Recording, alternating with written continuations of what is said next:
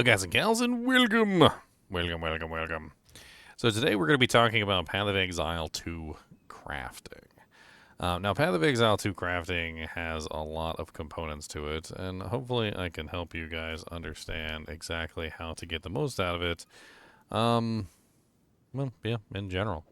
We're going to talk about the different crafting materials that you can potentially use, and keep in mind that this is going to be a basic tutorial, and it's not going to dive into some of the more advanced crafting techniques. But we're going to talk about specifically how to get the most out of your crafting. One thing, and of course, let's go ahead and grab some of these, and we'll also grab some of these. I think that's more than enough. We also need to grab some of these, which are also very useful. Yes, we want both of those. And it should be good. Now, generally with crafting in Path of Exile 2, Path of Exile 2 crafting actually starts from the very beginning of the entire process, which is basically just a white item. So if you start from a white item, you have the ability to control the craft essentially from the very beginning to see what you could potentially get. And that doesn't necessarily mean that you're going to end up with something good. Let's just go ahead and buy something that is a white base. So we're just going to grab anything. So let's just grab a talisman. We're going to sort by some of the stats on the items. So for instance, one of the stats that we will be looking at is item level. And we're going to be looking at the base type, right? So my particular character is utilizing a base type like this, the Alpha Talisman. So here we have an Alpha Talisman for 3 Chaos. We're going to go ahead and pick that up. And we're going to do a little bit of crafting.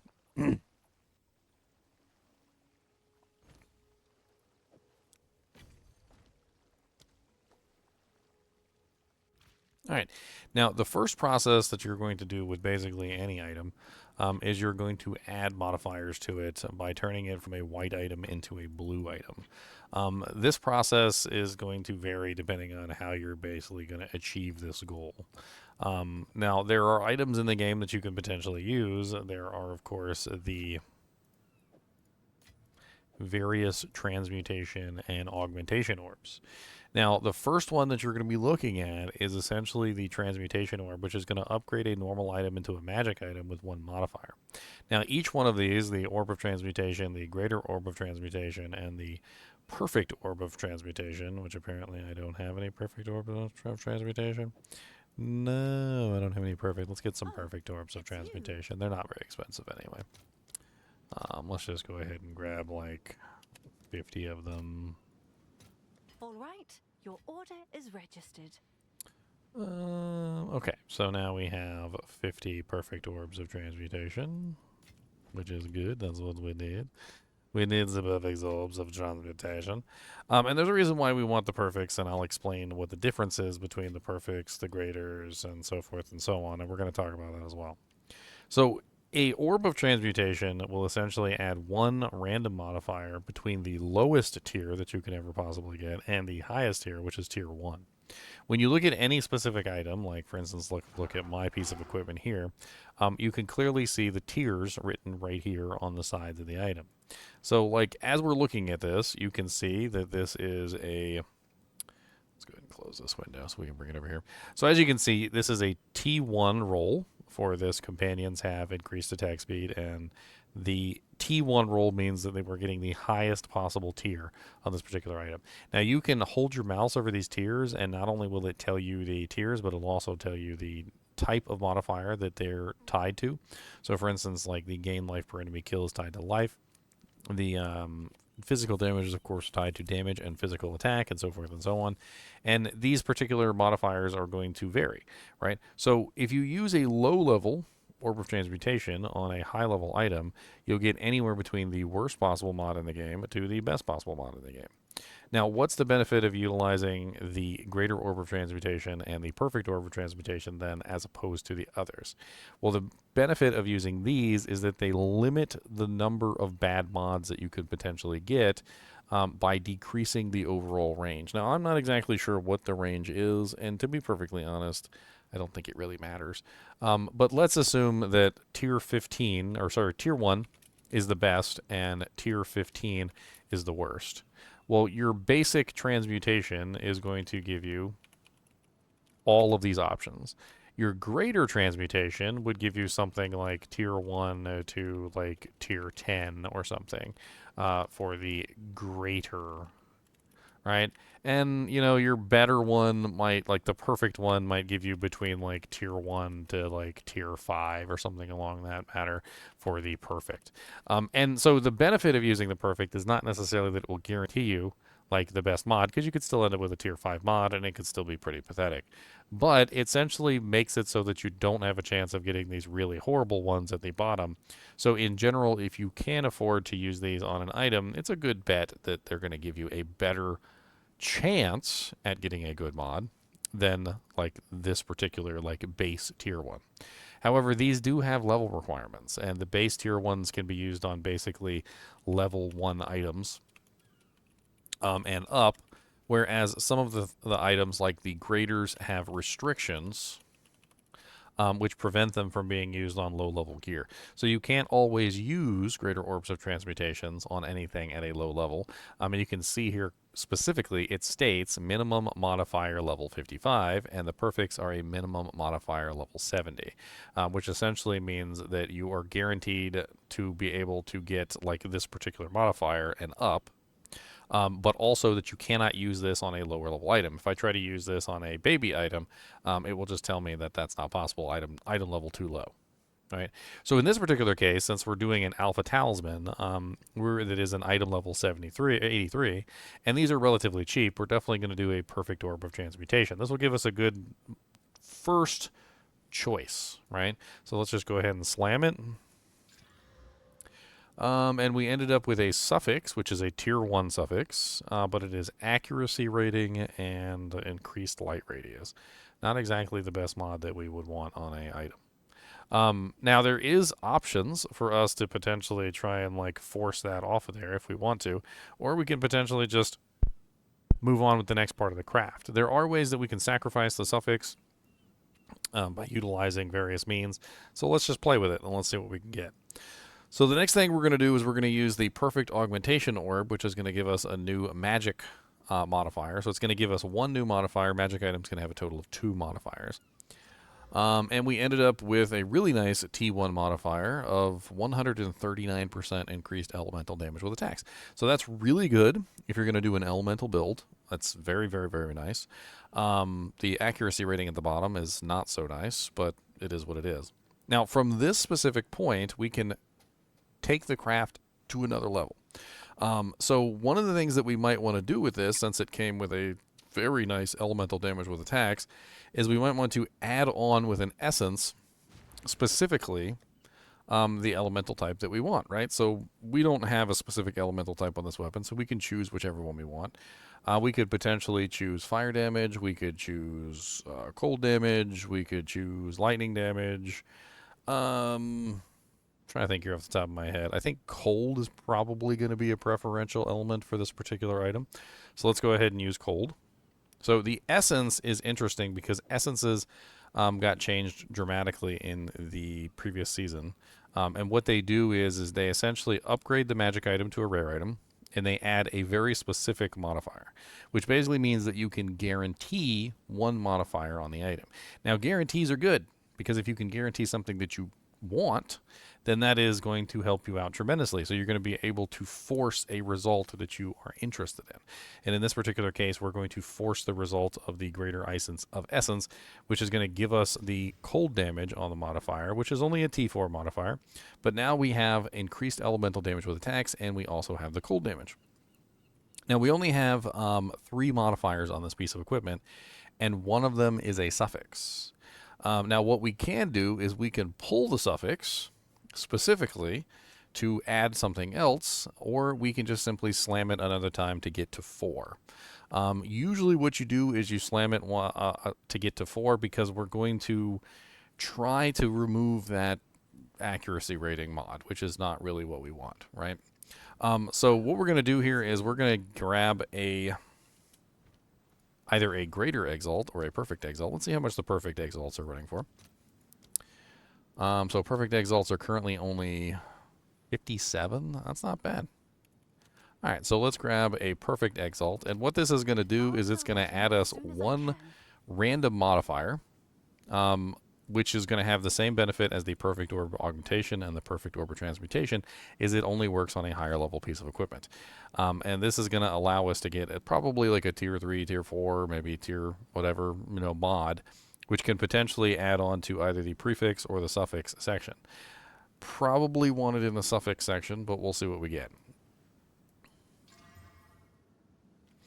All right, so we ended up with fire damage, and it looks like it's a tier 3, which is actually not horrible for a elemental damage weapon. So this is a elemental cold, elemental fire damage weapon with maxed out elemental damage with attacks. So at this point, we have 4 mods on the item, and we're going to want to remove the bottom T1 mod, which is very poopy. We can do this a couple ways. So I think what we're probably going to do with this is we're just going to slam it. Now, the reason why is because we've already got the top end exactly how we want it. We can utilize the Well of Souls, which is another mechanic. So this is why I put a bunch of these items in here. So these are the Well of Souls items, the gnawed ribs, the preserved collarbones, the gnawed collarbones, and so forth and so on. And I don't think we actually have the one we need. So let's go ahead and grab the one that we actually need. So the one we need is going to be the preserved jawbone, which we only need one of these. All right, your order is registered. Now, the top end of the weapon is already good. We don't need to mess with the top end of the weapon. So we're going to make sure that the preserved jawbone, which desecrates the rare item and puts a random desecration on it, we're going to make sure that takes the place of the suffix, which is exactly what we want. So to do this, we need to get the item that specifically prevents it from going to the prefix. So this is while the item is active in your inventory, your next desecration attempt will add only a suffix to the item. So we're going to go ahead and snatch one of these, and of course I hit the wrong button. Let's see if there are any takers. All right, so with the omen activated, we're going to go ahead and activate the preserved jawbone, and we're going to put that on there. Now, let's take a look and let's see what we can potentially get by desecrating the item. So the easiest way to do this that I've seen is to go to poe2db.tw/us. And when you're in this particular website, you're going to go to modifiers. You're going to choose the talisman, the specific item that you're looking for. And that's going to take you to the modifiers for the item. It's going to show you the base prefixes. It's going to show you the base suffixes that you can potentially get. And it's also going to show you the desecration prefixes and the desecration suffixes. Now, what specifically do we want? Well, we would like increased attack speed. We would like plus to skills. We would like a lot of things. But the thing is that what can we guarantee and what do we have currently on the item? We can guarantee increased attack speed through Aminamu, which is really easy to do. We can guarantee efficiency. We can guarantee critical hit. So we're probably looking at Aminamu. But here's the thing. We still have quite a few suffixes left, and we could potentially hit increased attack speed anyway. Or we can just take the chance that we don't get increased attack speed and move on, right? So let's just go ahead and do it this way. We're going to go ahead and guarantee the increased attack speed, which I feel like is a good move. So we're going to need the Aminamu, which is the Omen of the Liege. We can apparently get 30 of them for 2 exalts. I'll fill that in as soon as I can. Did not need 30 of them, but whatever. Now I have 30 of them.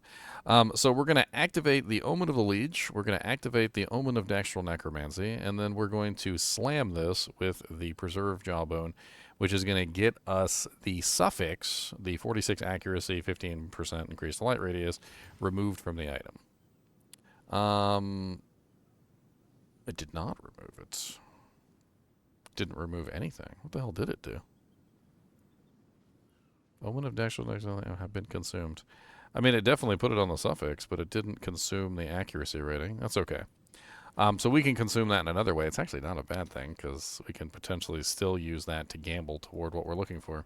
And if it accidentally removes the bonus increased attack speed, we can potentially remove that and re-roll it. So in this particular case, we're going to grab the 16% increased attack speed and companion bonus.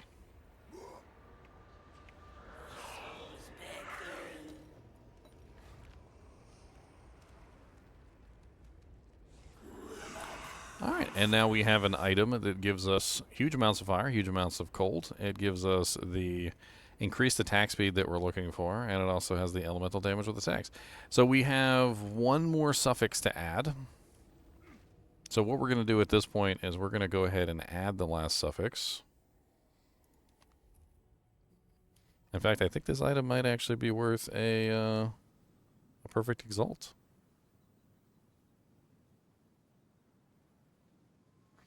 So let's go ahead and hit this with a perfect exalt. It's done really well so far, so I don't really see any reason why not. Now, normally I wouldn't do a perfect result on every single craft. In fact, I would usually just default to greater exalts for most of my crafting, but this one's doing really well, so I want to hit it with something good.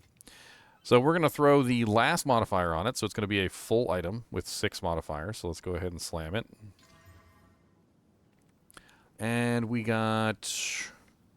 what is that? Stun duration. It's definitely bad for an elemental item. All right. So at this point, we need plus the skills on this particular item to make it really worthwhile. And unfortunately, it did not get plus the skills, but we do have attack speed. So let's go ahead and grab the plus the skill essence. So there is an essence in there. It's a, I believe it's a perfect essence. And we're going to go down to the essences, and we're going to look for skills. And it is the perfect essence of battle, which is 273 exalts right now. Now, you would never use this on an item if you weren't sure that it could potentially be worth something. And this particular case, it looks like it is going to be worth something. Do I not have enough exalts on hand? Because I have 309. It lies to me. Yes, it lies. All right, so let's do some conversion of some exalts real quick.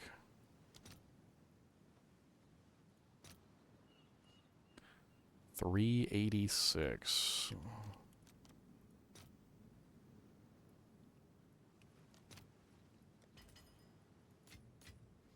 Boom. Bring. Alright, so perfect essence of battle.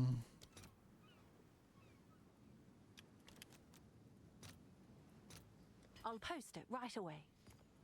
Alright, so now that we have our item mostly crafted, what we're going to do is we're going to be using this to remove one of the suffixes, which will give us the plus the skills. Now to do this, we need, of course, the suffix Omen of Destral Crystallization, which is also expensive. I'll fill that in as soon as I can. And then we gamble. Now, if it removes the attack speed, we can re-add the attack speed. That's not a big deal. In fact, not horrible. If it removes one of the other modifiers, like the stun duration or the increased light radius, we can always, like, rejoice. So at this point, we're going to go ahead and actually, you know, let's throw this right here. Let's go ahead and slam it. And it removed the, stun duration? Yep, it removed the stun duration for the +5 all attack skills. I mean, I would have preferred the accuracy of light radius, which is completely useless. But stun duration is mostly useless for that build as well. So now we have an item that is almost completely fixed, except for one suffix. So the one suffix that's out of place. It has attack speed, it has plus the skills, it has massive amounts of elemental damage and 2 elemental effects, cold and fire, on it at the same time. So it's a pretty decent little talisman. It also has 15% block chance. Now, when you're crafting an item, you also want to make sure you do the other stuff. So you want to make sure that you are, number 1, hitting it with the blacksmith whetstones to increase the percentage. Number 2, you want to make sure you socket the item. This is something that a lot of people mess up on a regular basis. They are constantly going through the process of just not socketing. not qualitying the item. And the amount of additional damage that you get, the amount of additional bonuses that you get for socketing and doing that sort of thing is massive. Now, at this particular point, we have a semi-finished item. You could potentially try and re-roll that last modifier, the stupid accuracy rating and light radius, to get something better, like critical hit percentage. Or you could be looking for critical hit damage, critical damage bonus. You could also be looking for some other modifiers, like maybe some life leech or something of that nature. But as it is right now, we have a very good item. We have 15% block chance, we have good elemental damage, we have 2 good elements, we have attack speed, and we have plus attack skills. All of which is going to lead to a fantastic piece of equipment. Now, at the last step that you can potentially do for an item is corruption. Now, corruption has one of 3 effects on an item. It can either A, completely ruin the item entirely. And I accidentally clicked on Steam instead of what I wanted to. So let's talk about corruption for a second. So corruption. Corruption has 3 effects. It can either, number 1, do nothing. Number 2, add a socket. Number 3, add an enchant. So enchants are essentially these things that are additional bonuses. Like, for instance, if you look at my gloves right here, my gloves have currently 2 enchants on them. They have damage penetrates 12% resistance and break 14% increased armor. Those are enchants. Now, below that, 5% all elemental resistance is actually the socket. But enchants are things that can be added to an item that are separate from what you could potentially get. And corrupting an item can have a massive benefit on the item. Take, for instance, this pair of boots, which is my Briar laced boots. My Briar laced boots are absolutely insane, by the way. Like, I kind of want to just, like, bring this over here so I can show you. I corrupted these, and they increased the movement speed, which is right here, to 23%, which is normally only a cap of 20. And they increased the crit chance bonus from 25% to 30.25. These boots right here are probably like worth at least 40 divines. Probably more than that, just simply because I corrupted them. But you can also lose big on corruption. And one of the other things that you can get when you corrupt an item is you can potentially get nothing, right? So not only does it have the ability to do nothing, but it also has the ability to, number 4, re-roll the item in unpredictable ways. Unpredictable ways. And this is important because if you re-roll the item in unpredictable ways, it can basically just ruin it. Another thing that's important about corruption is that corruption is the last step, because once the item is corrupted, it cannot be changed further. And this is why it's important, if you want to do corruption on an item, that you make sure that you are putting quality on it and socketing it, because after you corrupt the item, it will no longer capable of being changed in any way, shape, or form. Like, for instance, if you corrupt an item with no sockets, it is now no sockets forever, and you've now ruined it. If you corrupt an item with no quality, it is now no quality forever, and you've now ruined it, essentially. And this is the unfortunate side effect. Now, in this particular season, you can actually twice corrupt things, which is kind of crazy. But, let's go ahead and let's mess around with this. I feel like this item is well enough that we can potentially throw a corruption on it. Let's go ahead and grab a specific thing, though. So if I'm going to corrupt this, I'm probably going to use the Corruption Omen. I've already poured a lot of currency into this, so I feel like it's probably worth it at this point. So the Omen of Corruption makes it so that when this item is active in your inventory, it will always result in a change. So, earlier when I said that, well, like, for instance, it will do nothing, right? There is a chance that when you corrupt an item, it will do nothing.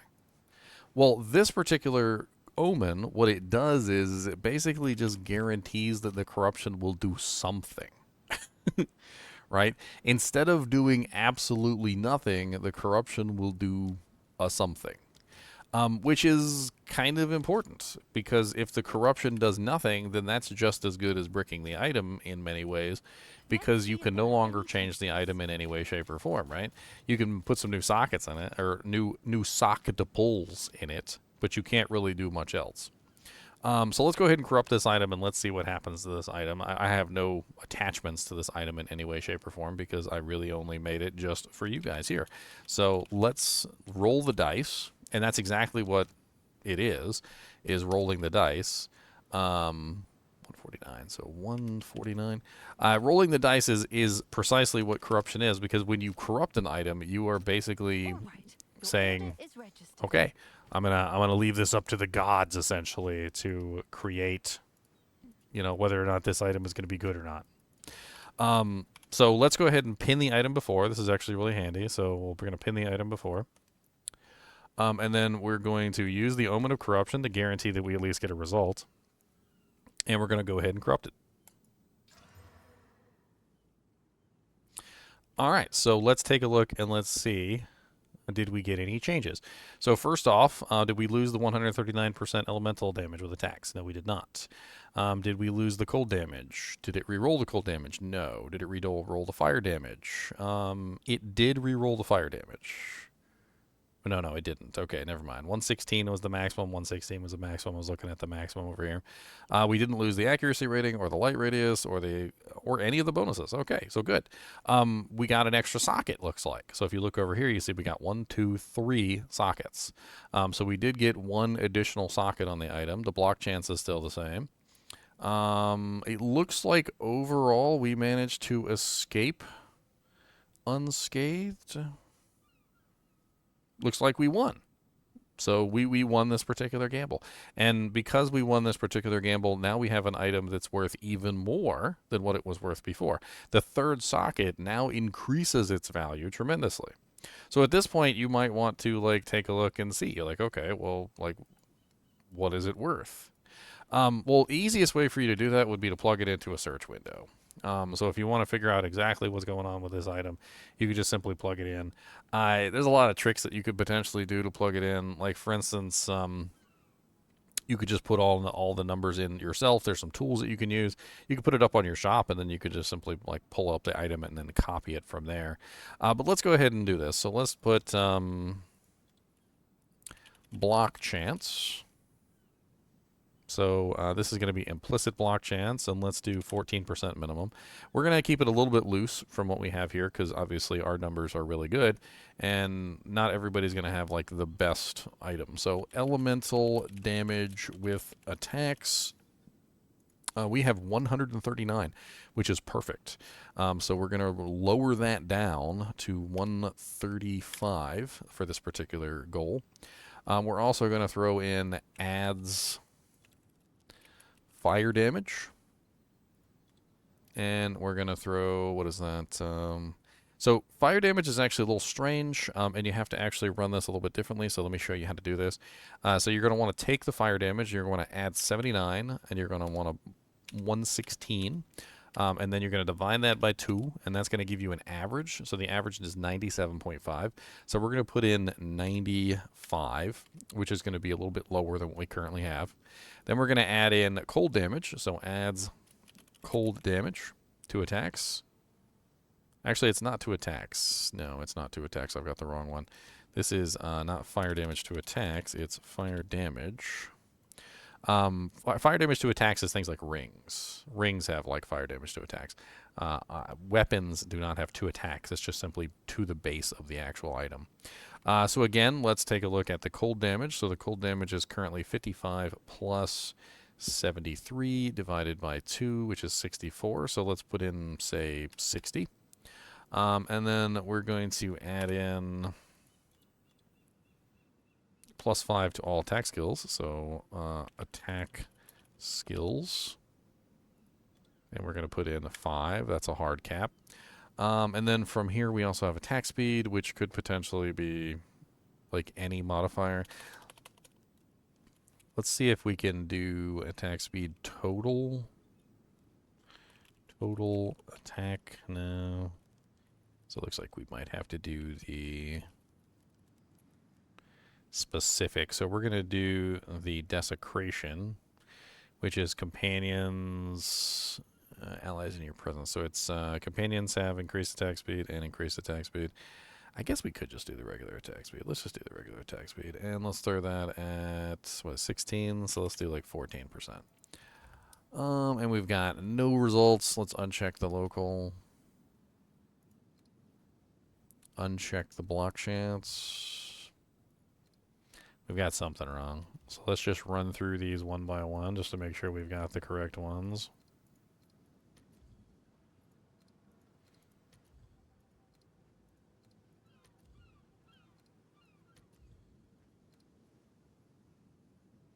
I think I have this set to talisman. Okay, so that is set to talisman. Oh, this one's set to normal. Okay, there we go. Bink, bink, bink. Still nothing.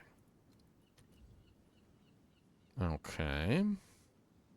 So now we have something close to what we're looking at. So here we have an item that's similar. It's not the same, but it's similar. So we've got 15% block chance, so that's good. That matches up. We have 128 to 155 fire damage, and we have the cold damage. So he has a little bit more fire damage than me, but he has a little bit less cold damage, I think. Same elemental damage with attacks. He has onslaught on killing with this weapon, which I believe is an attack speed bonus, but he doesn't actually have native attack speed on the weapon. I don't know why I got the attack speed wrong on this, but or maybe I didn't, and maybe it's just I got so many mods. Let me see. Okay, so that attack speed does work. So there's basically nothing on here that's even close. So let's loosen up our parameters a little bit. Let's bring this down to 12. Let's bring this down to 130. Let's bring this down to 90. Let's bring this down to 50. Let's bring this down to like 12. And still nothing. Let's bring this down to 110. Okay. So we're getting close to what we currently have, but not quite. Looks like his damage is a little bit higher than mine. His block chance is lower. He doesn't have access to the 3 sockets, though. He only has 2. So it looks like we may have crafted something possibly within the 30 to 40 divine range. So we can throw this up for a price. We quality it. We need to put gems in it. Obviously, it is a elemental damage based weapon, so you can put 3 cold gems in there. You can put a cold gem and a fire gem in there. A good combination would probably be the special gems, so the special runes. There's some special ones, like for instance, you could throw in the Lady Hestras of Winter, which is a really nice one for the cold side, and then you could also throw in the fire one, which I believe is the where is the fire one? Actually, I don't even remember what the fire one's called. Let's just type in fire. There you go. So Thane Merc's Rune of Summer could also be a really good one for this particular item. Also, another good item option could be elemental damage with attacks, which is the Soul Core of the Citaquatl, which is 30% increased elemental damage with attacks, which could also be really good since you have 3 sockets. So you could potentially do 30, 60, 90, right? You could potentially put one of these and 2 of the other ones in there. So you could put one of each of the fire and the cold, and then you could throw this in as your third, which would be pretty powerful. Overall, there's a lot of potential options here since we have 3 sockets. And when we look on the site here, we can definitely see that we don't have anything even close to compare to on the site as far as like damage of ours. In fact, I'm not even sure what our elemental damage DPS is like comparatively. Our percentage with attacks is higher than his. Our attack speed is higher than his. And we also have access to 15% block chance and an additional socket, although he does have slightly more elemental damage. His cold damage is a little bit higher, and his fire damage is a little bit higher. But the extra socket is going to make up for a lot of that because it's going to offer us the ability to stack on some more damage. So, you know what? Probably post it for around 25 divine and see if somebody wants it. So let's go ahead and throw this in the shop. I probably should put some gems in it, but I'm going to be lazy for right now. So let's just throw this up for... we'll just compete with him for 25 divines. Sounds good for something that we really didn't put that much into. I think we may have put like 2 or 3 divines into this, maybe 4, and we can potentially profit off of it for just really nice. We could also potentially try to twice corrupt it, which is kind of insane. If we did try and twice corrupt it and we failed, that would be awful, but oh man, do we go for it? We could potentially go for the twice corruption. I can't even remember what the hell it's called. Hail. What the hell is the twice corruption thing? Corruption.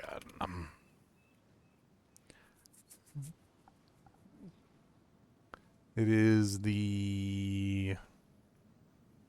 I can't remember what the hell it's called.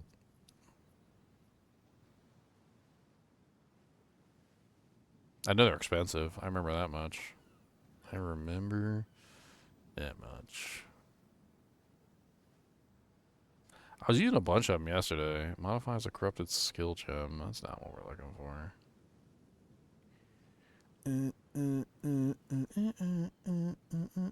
I could have sworn it was called,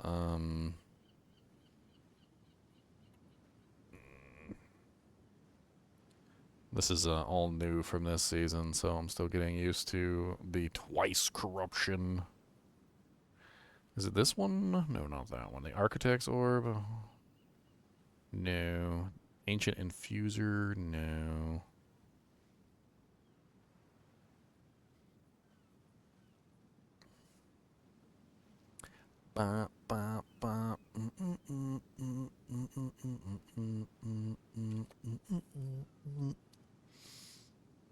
So many different items on here. This one works versus corrupted equipment. Yes, the Architect's Orb, which has the chance of double corrupting the item. Yes. It also has a chance of just destroying the item entirely, and it's absolutely brutal. Like right now, we currently have a pretty much guaranteed like multi-divine item. Is it 25? I don't know. But it could be at the very least like 10 or higher, right? Like you can bare minimum like lowball it and get like 10 divine back. Or I can potentially use the Artifacts Orb on it, crush it, and potentially ruin the entire craft, which we're going to do on stream right here for everybody to see. So either it's going to do something interesting and twice corrupted, or it's going to just destroy it out of existence and waste all the currency that we've crafted today. So close your eyes and let your heart skip a beat, and let's figure out whether we're going to win or whether we're going to lose. I don't want to look. I don't want to look. Did it disappear? Did it disappear, or did it not disappear? This is the thing about gambling, right? So you're gambling, like, and I'm gambling. What did I gamble? Like 25 divines here for a potential at a better, right? So what did I get? Twice corrupted. Ooh, okay, all right. So we got 43% increased elemental damage with it. Ooh, we won big. Oh, we won big, boys. This is big winning right here. Okay, this is the big winning because now we've got 139% elemental damage with attacks, and we've got 43% elemental damage with attacks on top of the increased attack speed, the +5 all attack skills, and the elemental damage bonus that we currently have. So we got 3 sockets, perfect elemental damage with attacks, enchanted elemental damage with attacks, and all the good stats that we need for an item. This is an absolutely beautiful piece of equipment now, and we just ballooned the price of this tremendously. It's no longer 25 exalts, it's 25 divines. It's much more than 25 divines. And this is basic crafting. We didn't really do anything super special. We didn't like start bringing in omens of light to remove corruption, to remove desecrations, and we didn't start like playing around with all the fancy stuff like fracturing and all the crazy things that you can potentially do to an item. What we did was just a guided craft from the beginning to try and create an item by starting at a white base. And I basically took a white item and turned it into something that's extremely valuable. And I have to now post a screenshot because I totally didn't expect to win that that roll.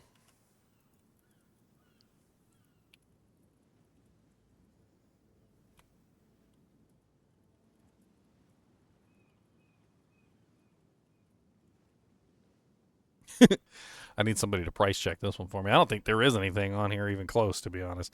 I think I just crafted something very unique. But let's put this aside for the moment and let's go back to the basics. So, your first craft is essentially just simply taking your perfect transmutations and your perfect augmentations to create something special, right? You're just creating that base. Now, you don't have to use these, but when you find bases throughout the game, when you're just like walking through the game and you find bases, you can just slam any white item that you want to try and turn it into a blue. Now, regals specifically are designed to create an effect more, so turn that blue item into a rare. My suggestion to you guys is, for the most part, I don't want to say completely because I do think regals are still useful in specific situations, okay? But don't use regals most of the time. And I mean this because regals are not better than essences.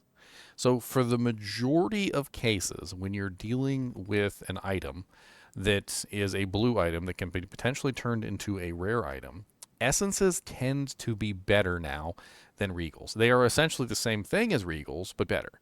And the reason why they're better is because you can guarantee a specific modifier. Let's do a craft on a ring, and I'll show you what I mean. So we're going to take this, we're going to clear this out, and I'm going to search for a ring.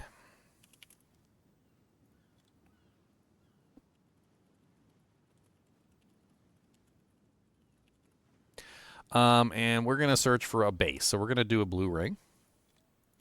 I'm going to sort by item level, and we're going to look for something that's a higher item level ring. So we're going to go with a...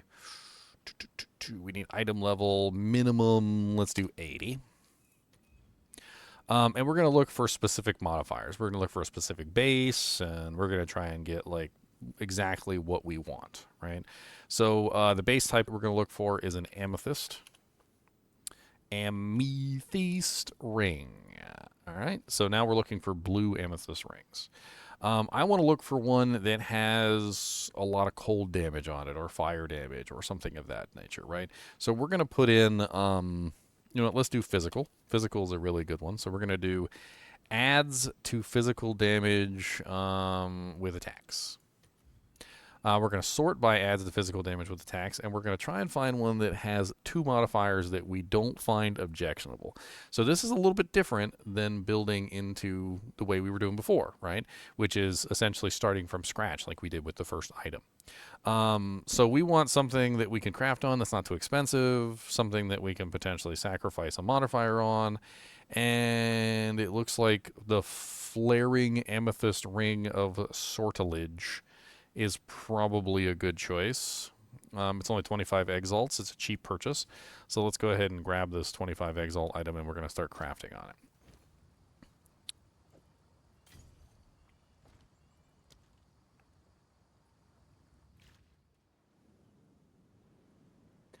All right, so first off, we have a blue ring. It has two modifiers. They're both tier 1.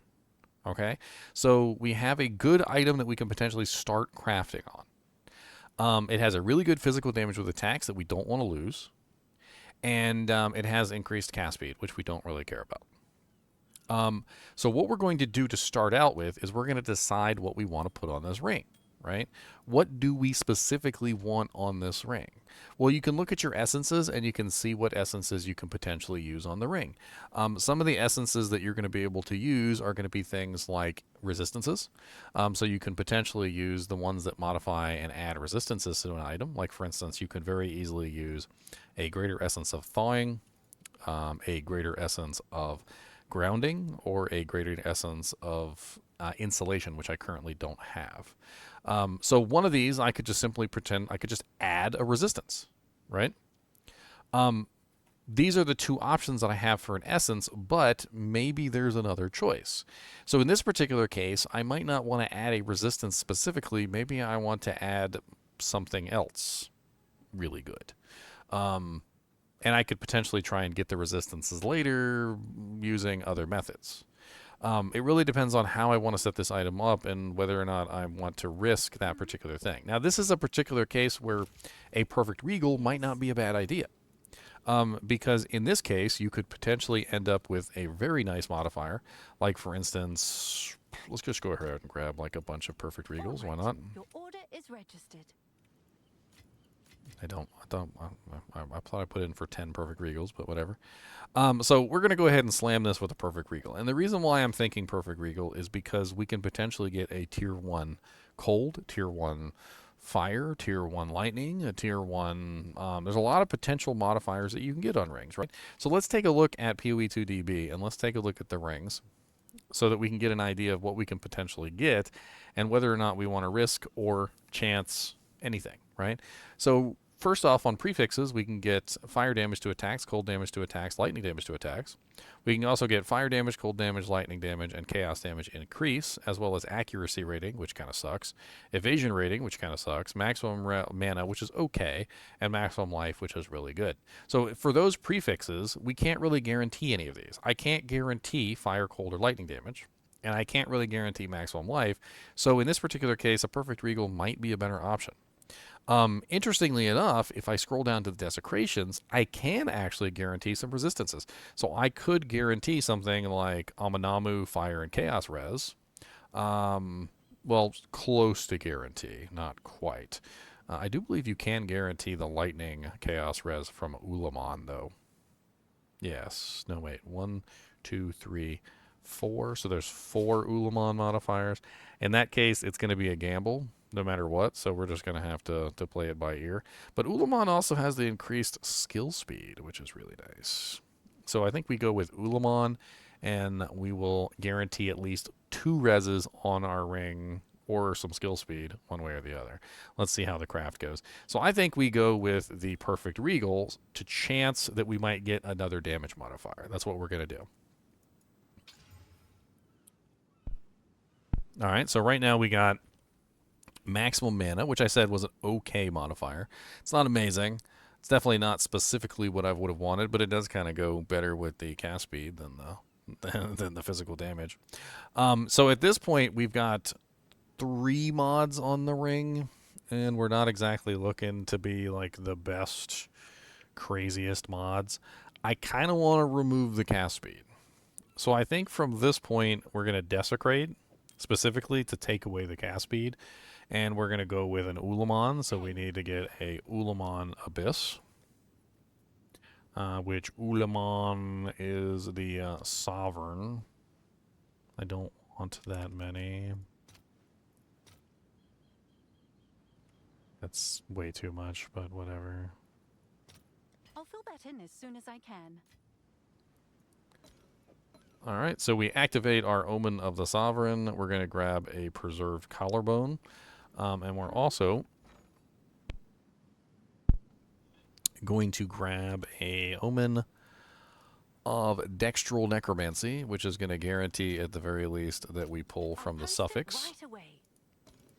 And we're just going to go ahead and slam it, which is going to not take our cast speed. I don't know why it didn't take our cast speed. It did that before too. Did they change something? Usually it eats the suffix. Why is it not eating the suffix? Well, actually, no, it technically wouldn't eat the suffix because, of course, it's, okay, because there's an empty suffix slot, so it doesn't have to eat anything. Yeah, that's right. That's why you're supposed to, I think in most cases, you actually want to fill the suffix slots if you want it to try and eat one of the suffixes. That was my bad there. All right, let's see if we get the resistances. So we did. We got the 17% to lightning and chaos. That's good.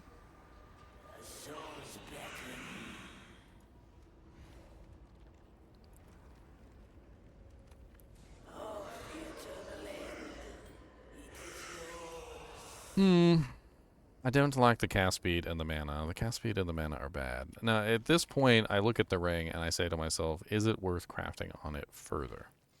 And honestly, I don't really think it is. I could potentially roll one more offensive suffix or prefix, and I could potentially get one more resistance on the suffix side, but there's a very good chance that this goes south tremendously. So instead of utilizing anything super crazy on this particular item, I'm just going to grab Greater Exalt. I don't want to risk anything really, so let's just grab, we need 2. I'll fill that in as soon as I can. And what we're going to do is we're just going to slam this twice because I don't really feel like it's worth going any further with it having 2 basically kind of bad mods. And let's see what we get with our first one, which was 33 intelligence, so not exactly the greatest. That's okay. And then the second one, 25% increased chaos damage. What a mixed bag of poop. So at this point, I don't really feel like the item is really worth doing anything fancy with. It's not really worth anything as far as I can tell. It's got too many bad mods. Cast speed and the mana kind of ruin it. The chaos damage doesn't really match up with what you're trying to do. Although the chaos damage could be interesting to a character who's doing primarily physical and converting into chaos. So it's not like the worst thing in the world. But at this particular point, if I was actually crafting on this item, I would pretty much just chaos it. So I'm probably going to do that now. Now, what does a chaos orb do? We haven't talked about this yet. So chaos orbs are specifically designed to remove a random modifier and then add a random modifier back. They're essentially the same thing as an annulment, which removes a modifier, and a exalt, which adds one back. So technically, they're kind of worse in some ways because they're really low tier, and I could potentially get a higher one, but I don't really feel like it for this particular item because it's not worth the money, right? I don't want to invest in something that doesn't have any value. Now, I can potentially win big here. So keep in mind that if I manage to pull off the cast speed or the mana and put something back on that's really good, then I'm in a good position. If I pull off the desecration, I can always put the desecration back. So that's not necessarily a negative either. So what would be a negative in this particular case? Pulling off the physical damage to attacks is essentially the only thing that I'm really worried about. So anything else that happens to this item is kind of just up in the air. And I can chaos this as many times as I feel like it to potentially try and change the item around to how I would like it. But if I lose that really nice tier 1 physical damage to attacks modifier, well, it's gone. The ring's bricked, right? So let's go ahead and slam it. And it looks like we removed the mana and added fire damage, which is not really good. So let's slam it again. Here, let's pin it every time we slam it so you can see the progression of the item as it goes. So next slam is 15 to all elemental resistances. Now that's not horrible. So we basically managed to remove the cast speed. It now has 15 to all elemental resistances, and it also has, what, 17... 18, 19, 20, 21, 22, 23, 24, 20, it's like, what was that, 14? So 28. Why am I terrible at adding 7s together? I need a calculator just to add 7s together. 17 plus 7. 24. Yeah, 24. That's what I counted to begin with. So 24% chaos and it has 15% all elemental resistances. 33 intelligence isn't bad, but 25 chaos and 15 fire are really kind of like all over the place. Like, it's not set up well enough to really be anything. Now, if I could remove that fire and add, say, an elemental damage, or if I could remove the intelligence and add, say, another elemental resistance, then we could be cooking with some bacon grease. But as it is right now, it's still kind of subpar. Is it worth keeping this way? I mean, it's definitely better than it was before. But at this point, I think we still risk it to get the biscuit. So let's go ahead and slam it again with another Chaos Orb. Hopefully we don't remove the physical damage to attacks or the elemental resistances. So the only two that we're really worried about is the elemental resistances, because we can't get that back, and the physical damage to attacks. Alright, so we change the chaos damage to a horrible tier 8 accuracy rating, which is god-awful. Absolutely atrocious. So there's a downside there. So we basically just downgraded the item. 25% chaos damage might not have been the most amazing, but it was definitely a hell of a lot better than 26 accuracy rating. So let's slam it again. We lost the elemental resistances. That's unfortunate. But now we've started to turn it into a stat ring because now it has access to 33 intelligence and 33 strength. At this point, I kind of feel like the ring's just not really worth going any further with. And Cody decided that he wants to photobomb the video. But as you can see in the progression of the way that we crafted the ring, we started with basically something that was not very good and ended up with something that was okay. I mean, I wouldn't say that this ring is the worst thing in the world in its current iteration. It does have a very nice 33 strength and 33 intelligence, and 33 strength does equal HP, and 33 intelligence does equal mana. It has good amounts of chaos res, and it also has a little bit of lightning with decent physical damage, but I wouldn't pay very much for this. And I feel like what we put into it already is worth more than what the ring is worth. Cody, I hear you, buddy, and everybody else can hear you too. They say hello. So let's do another craft. I'm going to take Cody out to go to the bathroom real quick, and we're going to do another craft. This ring is going to go into the guild stash, just in case anybody wants it.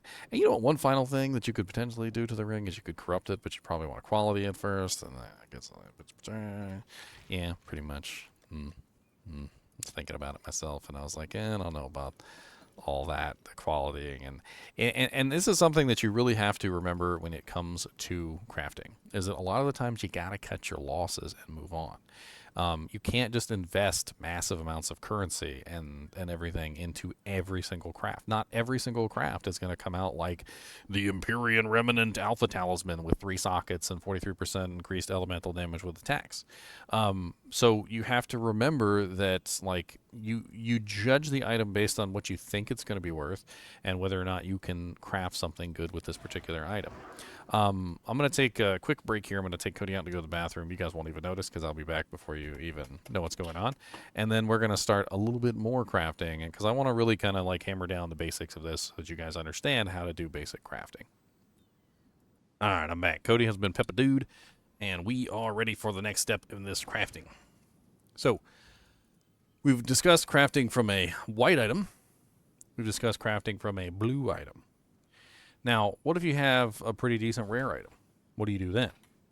Let's look up some belts. Belts are good things. So let's look up a B-E-L-T. And we're going to search for some specific belts. So let's clear that out. Let's put in 80. Let's throw in rare. And what we're going to do is we're going to look for a specific base type. So we want the base type that has armor. Which is a pretty nice base type as far as belts go. It is the plate belt, I believe. So let's type in plate belt. What we're going to look for is we're going to look for a belt that has high life regeneration. And we're going to look for one that has flat armor. So that's good. We don't really care about the charm slot. We can fix that if we need to. Let's see if we can craft something decent. So we have a lot of options here, but not some really good ones. So this one is the only one that's within a good price range. This is only 10 exalts. It's cheap. Has some good mods on it. Has some very good mods on it. It could potentially be really amazing, but the problem is it's already been rolled. Somebody already rolled all the prefixes, and somebody already rolled all the suffixes. So it's unfortunately already been rolled all over the place. Bad mods. Stun Threshold's not exactly a good mod. It's kind of poopy. Life Regen's great. That's an amazing mod. Chaos Resistance is great. That's an amazing mod. Armor bonus on the top end. That is an amazing mod. All right, so overall what we have here is we have a fairly good item, but the problem is that it's missing like the crucial things to really make it worth something. First off, it doesn't have 2 charm slots. Now we can potentially fix the 2 charm slots by hitting it with a divine, but is it worth a divine? That's the question. And the answer currently is no. It is not worth a divine. It could potentially be a many divine belt, but as of right now, it is nothing. So what would we do with this? Well, we could just slap it with a couple chaoses. Greater Chaoses might be better, but they're kind of expensive. Yes? But in this particular case, because the belt has such potential, I feel like it's not a bad idea to throw some Greater Chaoses at it. So let's grab like 3 Greater Chaoses. I'll fill that in as soon as I can. And what we're going to do is we're just going to hit it with Greater Chaoses until we decide that it's not worth going any further. For instance, if it loses the armor, or if it loses the life regeneration or the chaos resistance, then it's not really going to be worth much to us. Now, there are ways that we could potentially protect those mods. One of them is known as a fracturing orb, which goes into more of the advanced crafting section. However, I want you to take a look at the cost of a fracturing orb right now at 4,890 exalts. I currently only have 1 fracturing orb to my name, and I purchased that back when it was like 1,800 or something. So I managed to get it at quite a steal. The fracturing orbs are definitely quite rare, and if you find one, they're very valuable. Now, a fracturing orb would potentially lock one of these modifiers, making it so that those modifiers would not get lost. And the T1 regeneration would probably be a really good choice for that. But of course, you can't choose. That's the problem. It's just random which one it fractures and which one it locks in place. A fractured affix is. I don't know if I have anything this season that is fractured, but yeah. All right, so let's just roll. So we're going to roll this with. Let's put the base item up here so we have that ready. All right, so there's our base item, and we're going to go ahead and hit it with our first Greater Chaos Orb. And very unexpectedly, we lost the armor. But in the most unexpected turn I've ever seen, we gained armor back. So the way that Chaos works is it can remove an affix and then add a new one back. In this particular case, it removed the armor mod, which was 157, and it added back a higher armor mod at 220, which has made the item even more valuable at this particular point. So let's continue from this point. So this is actually good. That was a good roll. We did not remove one of the bad mods that we needed, but we didn't lose any of the good mods, so let's try again.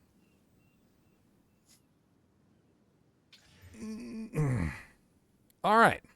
So in this particular roll, we managed to drop the stun threshold, which was really good, and we gained cold resistance. So now we have a dual res belt. So it has cold and chaos res.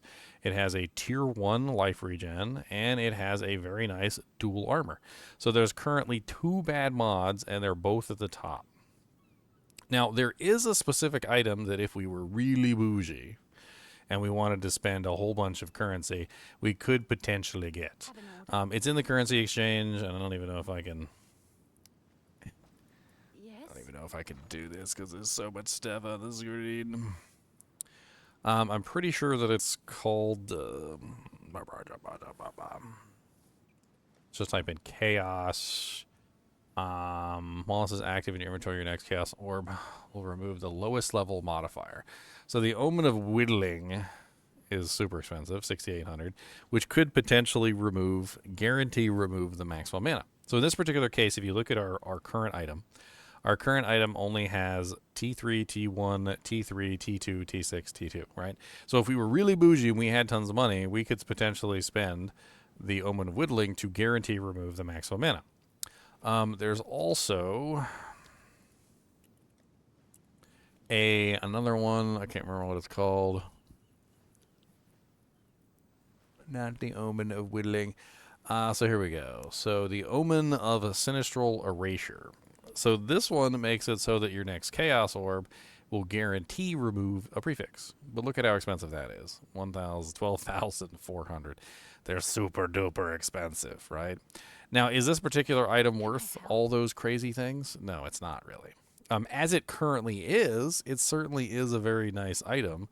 I don't think it's necessarily even worth what I spent on it right now, because unfortunately, those 2 bad mods at the top really kind of ruin it. Now, I could take another chance, and I could potentially try and roll this further, and I could see if I could get one of those bad mods removed. I think if I could get one of those bad mods removed, it might be worth a divine to re-roll the charm slots at the top and turn it into something that's actually worthwhile. Let's just go ahead and throw the last Chaos Orb on it, and let's see what happens. So we have our current version, which is this one right here. And we re-rolled the cold to lightning. It's a lower lightning, so nothing really good there. I mean, at this point, I'm not really entirely sure it's worth putting any more effort into this. We've already put in, I think, probably like 100 exalts, maybe 150 exalts into this particular item. It's decent. It's got double armor. It's got dual res, pretty good regeneration, but it has no life, and it has no secondary bonus on the prefix, which is worthwhile. I'm not really sure it's worth anything, to be honest, in its current state. So maybe it would be good to just throw another chaos at it. Why not? Let's do it. Let's throw one more. It's always one more chaos. That's what Leon says. He's always like, oh, it's always one more chaos, Ginger. It's always one more chaos. If it's not one more, it's always one more chaos.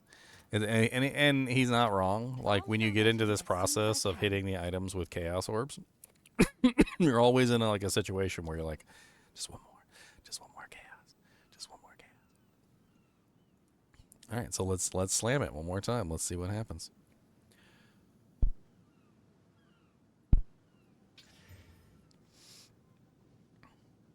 Oh, we lost the regen. That's unfortunate. Now it's a tri-res belt with no regen, so it's 31% cold, 21% lightning. Now at this point, that T1 regeneration was the main reason why I was even looking at this belt in the first place. Now I've lost the main thing that I was looking at the belt for, and it's no longer worth my time. So this is now bunko. So we're just going to drop this into the stash. It's a halfway decent belt. It's mediocre. It's missing the extra charm slot, and I don't really feel like putting a divine onto that to fix it. Now, alchemy orbs. I haven't talked about alchemy orbs. Alchemy orbs are interesting, and they're useful for a variety of reasons. I like to use them if I just pick up random white items. I can just slam them, and I can work from there. Now, granted, it's not the best way to start a craft, to start with an item that has 4 slots, but let's just do some crafting here real quick. So let's search for plate belts, and let's search for white plate belts. And we're going to search for ones that are high level. So we're just going to go ahead and grab a couple of these. Let's just grab a couple white plate belts. No big deal. It'd be nice if we actually picked up ones that had more than 1 charm slot. That would be nice. I didn't even think about that when I was searching, but let's get ones that we don't have to re-roll the charm slots on.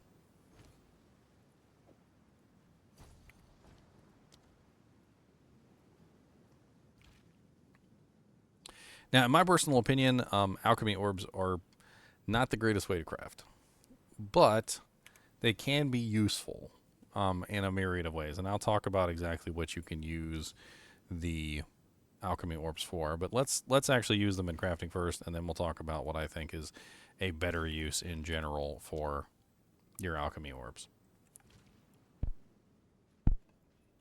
All right, so we got 3 belts, and we got more than 3 alchemy orbs. So we're going to just go ahead and slam these. So we're going to slam the first one, we're going to slam the second one, and we're going to slam the third one. So we ended up with a tier 5, tier 6, tier 3. Looks like a pretty mediocre at best belt. It's only got 1 charm slot, unfortunately, because I purchased a bad base. But it's not like the worst belt that I've ever seen. I wouldn't put any actual currency into this. Maybe just a couple regular exalts. Maybe just slam it twice and see what happens. And pretty garbage. So I'm going to sell this one to the NPC.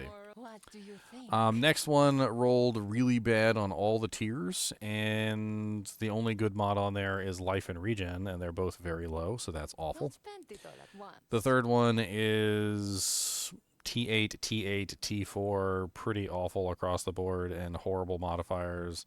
The best modifier on there is Thorns, which is really sad. So these are all just absolutely horrible rolls. What I'm trying to show you here is that alchemy orbs, while they can be useful to add mods onto an item, are far more random and less controlled. And in general, like, unless you're just willing to throw it on the item and hope that it gets something good, alchemy orbs tend to be kind of poopy. What are alchemy orbs good for in crafting?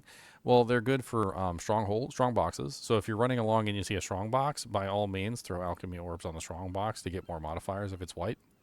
Another thing about alchemy orbs, which is good, is they recently changed it so that it works on magical items. So you can potentially use it on magical items as well. And one of the really good uses for those is tablets. So if you have any tablets that are rare, of course you have to go kill the Arbiter first to make rare tablets. You can, of course, slam this, and you can make a rare tablet. You can also slam maps, and you can make rare maps. And you can utilize alchemy orbs for a lot of various things like that. I actually usually keep a stack of alchemy orbs on me to slam strongboxes with, and also to slam tablets and maps with, because they are very useful. I don't usually use them on items unless the item is something that I really don't care about. And sometimes you can end up with good items. To give you an example of this, let's look for a couple rings. And let's do the same thing that we just did here. So we're just going to grab some rings and take the plate belt out. And let's just look for some bases. It doesn't really matter what. Hopefully just ones that are not poopy.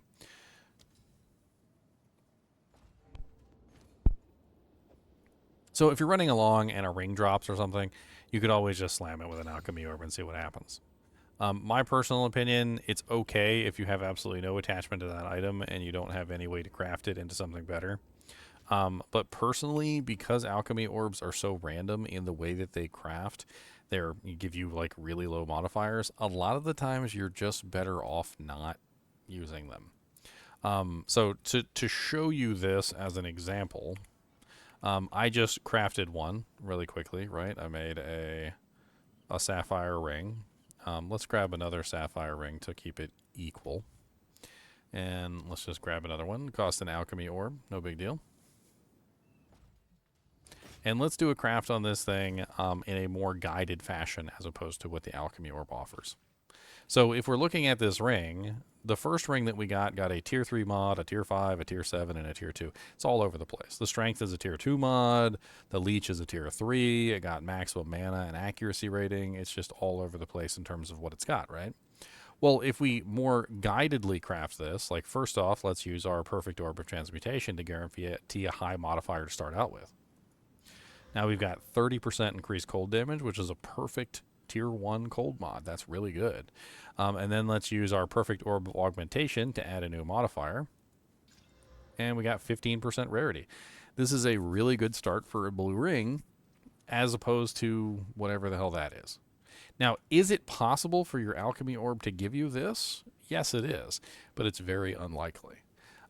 So from here, notice we're not even rare yet, right? So the alchemy orb has made us rare.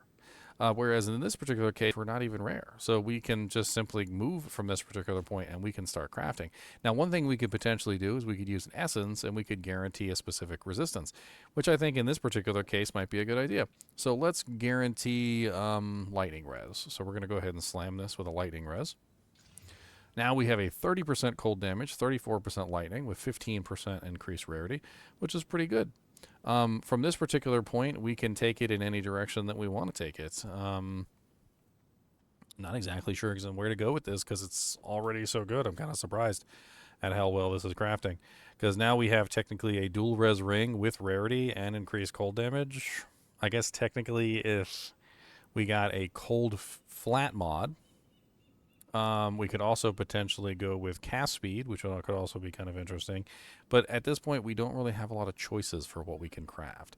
Let's take a look at PoE2DB for the rings. I think we're still on rings, right? Yeah. So let's take a look at the desecrations and let's see what we can potentially get for the desecrations. So we can get increased area of effects, magnitude of endurance charge, minions damage, spell damage while on full energy shield. Increased attack damage while on low life. These are all kind of poopy. But spell damage while on full energy shield doesn't sound horrible. On the other side, we have increased skill speed. We, of course, have the dual res modifiers, which we could potentially go for. You know what? Let's go with Ulamon. That sounds like a good idea. So let's go with the Ulamon suffix. Oh, it's you. And we need another preserved collarbone, which we don't even have enough dewjinks. So we need to trade in some divine orbs. I'll fill that in as soon as I can. Switch you back to the doojink.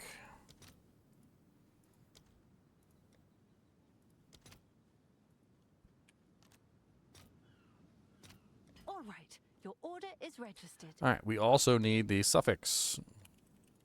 So we need the Omen of Dextral Necromancy so that we can potentially get our suffix, because we don't want to overwrite one of the prefixes. The prefixes are pretty good on this particular ring. We currently have access to the cold damage on the prefix. We don't want to erase that. That's a really good roll. Well, we don't really want to roll the Ulamon anyway, which I think is what we're going for. Is Ulamon or Amanamu? We're going for Ulamon. So let's go for Ulamon. Dextral Necromancy, Preserve Collarbone.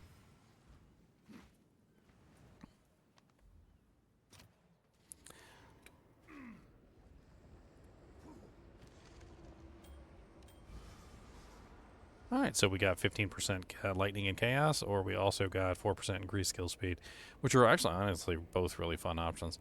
But let's go with the Lightning Chaos. We now have a Tri-Res ring that has 2 missing prefixes. Alright? So you can see the difference between the Alchemy Orb version, which was some okay modifiers and a bunch of crappy ones, that's completely randomized, and the ability to sit there and carefully craft the ring and decide what you want to do with it. I mean, we were able to decide with the Essence, we were able to decide with the Well of Souls, and now we're able to make more informed decisions on the last parts of the craft. So on the last parts of the craft, normally we would say, okay, is the ring any good? And you'd be like, no, it's not. It's worth, throw it away, right?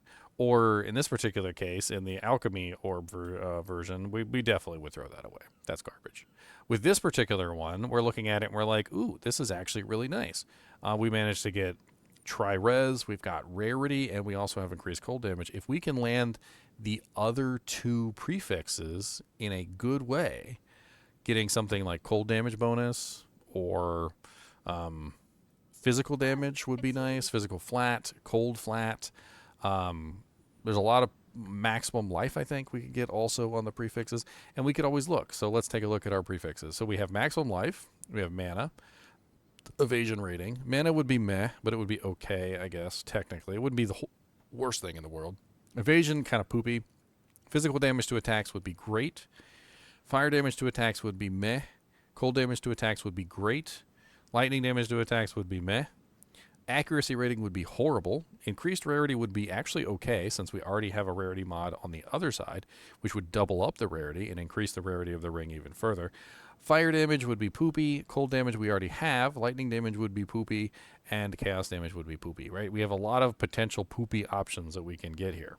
The thing is, though, is that if we land a really good maximum life or really good physical damage or a really good cold damage, we have a really expensive ring. So I think this is probably worth some perfect exalts. So let's go ahead and grab some perfect exalted orbs for this ring. And we're going to grab 2 of them, because we have 2 slots left. Now we can also not spend 2 perfect exalts here. So this is something that I forgot earlier, and that was my bad. There is an omen. It's called the Omen of Greater Exaltation, and I do believe I have one of these in here. I have 2 of them. So the Omen of Greater Exaltation makes it so that while this item is active in your inventory, your next exalted orb will add 2 random modifiers instead of 1. This particular item is great if you're using perfect exalts and you have to use more than one of them on an item. So what this is going to do is it's going to take our 1 perfect exalt and it's going to use it twice, essentially, and give us 2. So we're going to activate the Omen of Greater Exaltation, and we're going to slam this twice. And let's see what we get. Oh, we won. Yes, we won big time. So we got a very nice tier 1 maximum life roll, which rolled really high. And we got a really nice tier 2 physical damage roll, which rolled okay. That means we currently have a very good physical damage to attacks, cold damage, maximum life, rarity, Tri-Res ring. Actually, is it more than tri-res? Yeah, well, yeah, tri-res, because one lightning, because lightning and lightning. It's got really high lightning, actually. This is beautiful. Now, from this point, with rings, there's a added step that you can potentially do to make this even better.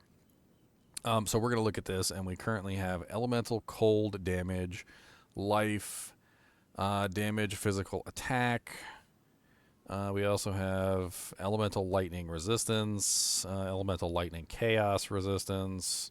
So we currently have what, 2 lightnings, 1 cold. Trying to think of which one we would want to throw on this ring to increase it the most.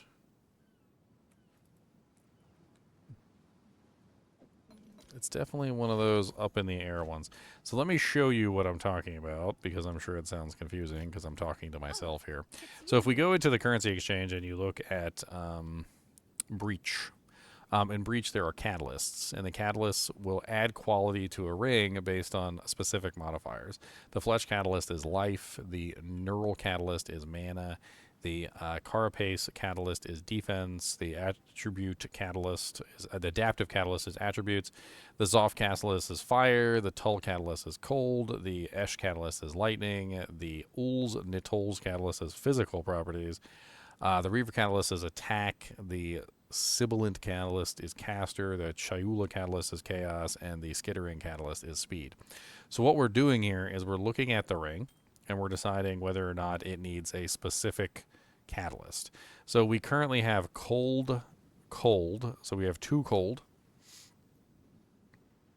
We have attack, that's 1 attack. And we have 2 lightning. I think the lightning will also improve, technically, the chaos as well. So it might be the best bang for the buck on this ring. Or we could potentially go with the cold option. It can be replaced later. I think we go with the cold option because we can increase the cold damage. So let's do that one. And let's just go ahead and grab the catalysts we need. So we need 20 of them.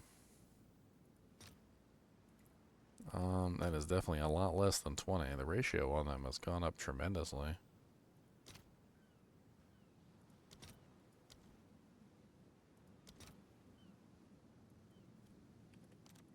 It's actually less than 20. I'm not exactly sure how many catalysts. Can't believe the cold catalysts are so expensive right now. Do I have any in my inventory right now? Chaos, speed, life, attribute, fire, physical. I have no cold on me. Let's check the other ones to see how much the other ones are, because I was considering the lightning as well. Let's see, price-wise, if the lightning offers any lower cost. No, 16, 20. They're pretty expensive.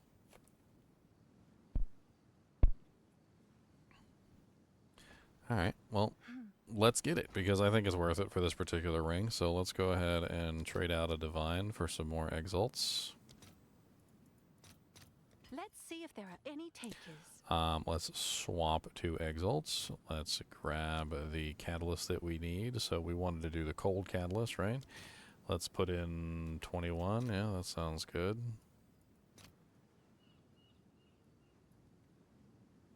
I'm overpaying here.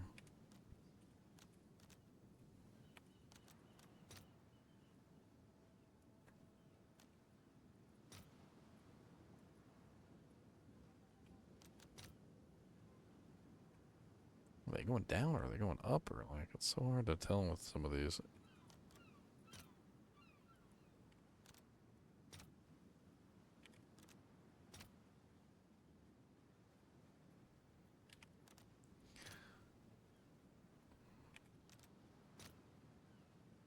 Yeah, let's just offer 16. I'll post it right away. So on the market board, when you're looking at it, there's available trades and competing trades. The competing trades are basically what people are offering. Of course, I just totally didn't get what I wanted. Sometimes it does that, and it's really quite strange. So this is the tools catalyst, and you're going to right-click on that and apply it to the item. And you'll notice, let me do a before and after with you guys as well. So let's put this up here. It keeps giving me all my doojanks back, which is really not what I want.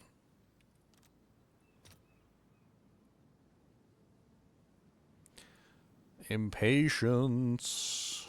Here, let's do this real quick. I'm tired of doing the math in my head to figure out exactly what's going on with the price.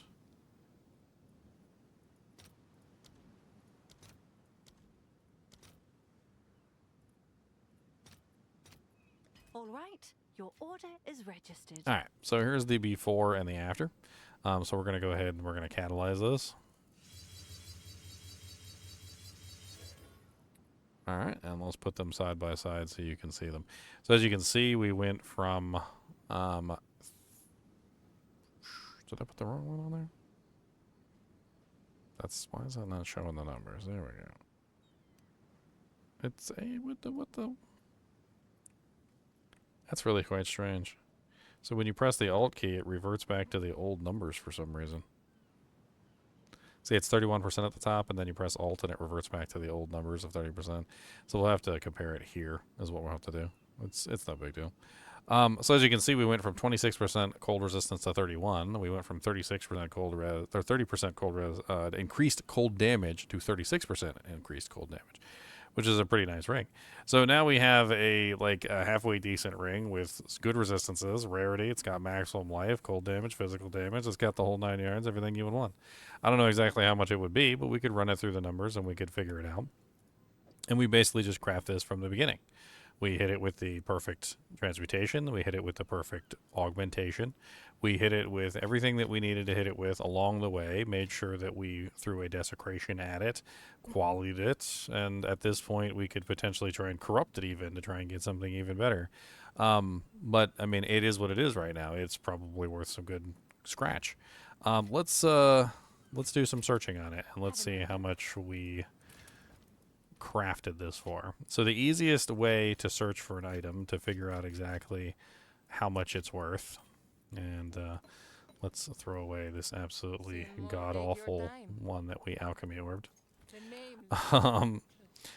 So let's search for this one on the tree, and let's see if we can find it. So let's go to rare rings. Let's delete this one from the list. So we're going to do increased cold damage. And we're just going to put in the base 30. We're going to put maximum life, which it has, I think, 107 or something. So let's just put in 100. It also has, was it lightning resistance? It has base lightning resistance. Explicit lightning resistance, it has like 35. So let's just put 30. And then it also has physical damage to attacks, which I do need to actually run the numbers on that because I don't know how much it is. So 13 plus 22, which is what, 32, 35. So 35 divided by 2, which is 17.5. So let's put in 15 here.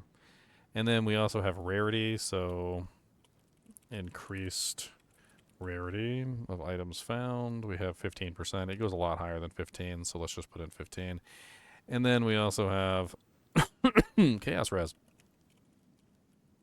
Chaos resistance. So we've got chaos resistance. Let's just put in 15% chaos. And let's search and see what we can find.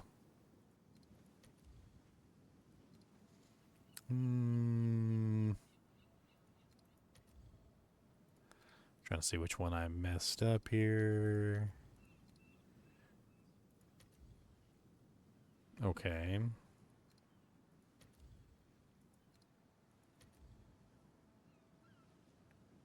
Well, we are looking at a whole lot of nothing. So let's loosen up all of our numbers. So we're going to change cold damage to 25. We're going to change maximum life to 85. We're going to change the lightning res to 25. We'll change the physical damage to attacks to 13. Rarity can go down to 10. And chaos resistance can go down to 14. 10. Let's take off the chaos res. Wow, we are not finding a whole lot of anything to match our ring, and I don't know why. Let's drop the cold to 22, the maximum life to 70, the lightning res to 20, the physical damage to attacks to like 11. And then that still doesn't have the chaos res, does it? So there's basically nothing up here that's even close to our ring in terms of like any of the stats. This is probably the closest thing up here, and it's missing one of the resistances. So this is what, 1 divine. So what are we looking at for our ring? We've got, can we pin this so we can see it while we're in the panel? We can, look at that, okay. Of course, this isn't even showing our bonus stats. So they have less cold damage than us, less physical damage than us, it looks like. Yeah, less physical damage. They don't have the rarity. They don't have as much lightning resistance as we have, and they don't have as much cold resistance as we do. Because we have 31 cold res once it's qualitied. Of course, they could quality theirs as well. I mean, other than the fact that they have life regeneration instead of rarity, they're pretty much the same rings. So I guess we managed to craft probably like a 1 to 3 divine ring. Wouldn't be like the craziest thing in the world, but it's okay. The fact that we put quality on it, though, puts it up another notch, which the quality, I think, was like 1 divine by itself. So we probably throw that up for like, Hail.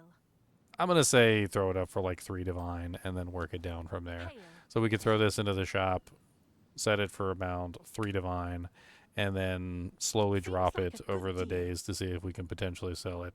We could recoup our losses, or we could potentially use it ourselves. It's actually a pretty decent ring for a cold build. In fact, we made 2 items today that were actually like freaking really awesome. And this one's pretty good too, which is also good for a cold build, mind you. And you could potentially stack with cold runes. Overall, I hope I've given you an idea of how the crafting system works, like what you do with all the stuff that you're hanging on to. Are you going to be utilizing every single piece of equipment that you have? Like the orbs of transmutation and the orbs of augmentation. These things come in large quantities, but honestly, you could just use them up as you will. A blue base is a very good starting point for a craft, and you can make pretty much anything from that point. So, like, if you're trying to craft something from a blue base, if you have like a magic item, like, and you want a really high level base, and you look for something like, I don't know, let's just look for something random like a pair of boots, and you look at these boots. Even a blue base can have extremely good worth, and it has to do with the fact that, well, you can get really good stats on a blue base, and you can start your craft from a very high vantage point. For instance, movement speed. If you have a 35% movement speed pair of boots, you can start from a position of like authority essentially, and you can go from there to try and get something more valuable.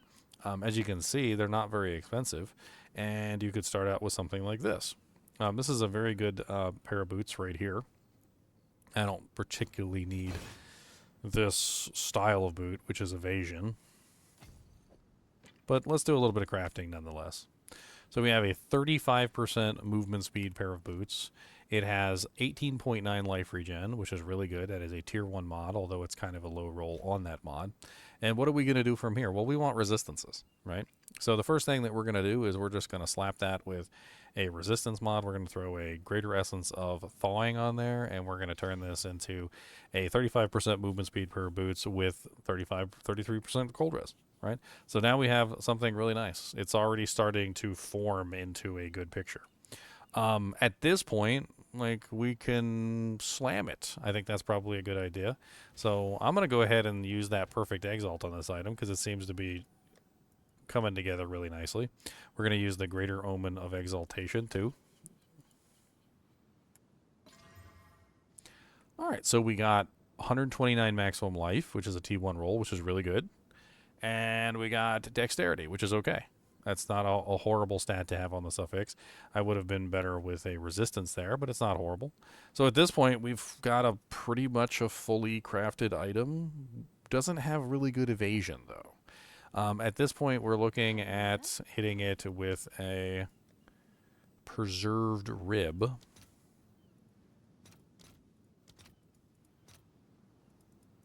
Let's see if there are any takers. And we're just going to go ahead and desecrate it. We don't have to worry about the prefix suffix thing because there was only one thing left, which was a prefix. And at this point, we're going to try and get a specific modifier for the prefix, which is probably not going to be any of the specific ones. It's probably just going to be a random one. What we would probably want on this is something to do with evasion bonus, although the evasion is kind of low on this pair of boots already, so we may be looking at some other additional stat. But let's just see what we get. So we got 91 evasion rating, or we got 79% evasion rating. So what we have to do is we have to figure out which one's better. So it currently has 200 evasion rating on it. So 200 plus 79% is going to give us 358. And 200 plus 91 is only going to give us 291. So I believe the evasion rating percentage is going to be better in this particular case than the evasion flat, although the evasion flat would be amazing if we had a percentage on here, but we don't. So let's just take the evasion rating.